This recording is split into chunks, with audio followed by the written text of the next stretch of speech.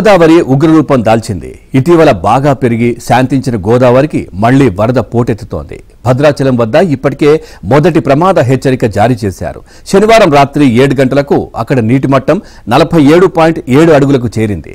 ఇది 48 అడుగులకు చేరితే రెండో ప్రమాద హెచ్చరిక జారీ చేస్తారు. ధవళేశ్వరం బ్యారేజీ నీటి మట్టం 11.75 అడుగులకు చేరడంతో మొదటి ప్రమాద హెచ్చరిక జారీ చేశారు.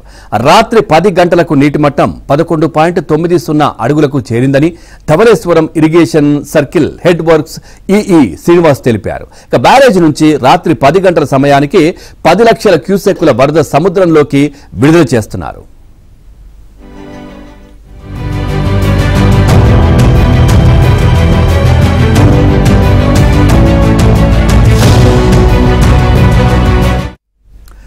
ఎగువ రాష్ట్రాల్లో కురిసిన భారీ వర్షాలకు గోదావరిలో నీరు అంతకంతకు పెరుగుతోంది. పోలవరం ప్రాజెక్టు నుంచి 9,69,000 క్యూసెక్కుల నీటిని అధికారులు దిగువకు విడుదల చేశారు. విలీన మండలాలైన వేలేరుపాడు, కుకునూరు మండలాల్లో గోదావరి వరద నిలకడగా ఉంది. లోతట్టు ప్రాంతాలు నీటిలోనే ఉన్నాయి.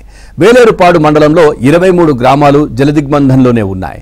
కుకునూరు మండలం దాచారం గుండేటి వాగు లో లెవెల్ బ్రిడ్జ్ నీట మునిగి ఉండడంతో 6 గ్రామాలకు రాకపోకలు నిలిచిపోయాయి. గోదావరిలో వరద ప్రవాహం పెరుగుతుండటంతో కోనసీమలోని లంక గ్రామాల ప్రజలు ఆందోళన చెందుతున్నారు.